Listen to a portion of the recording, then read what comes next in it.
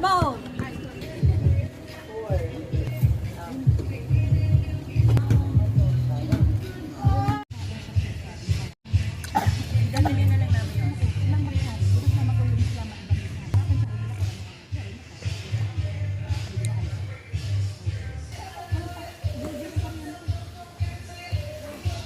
Magkano ang pas? 100 na.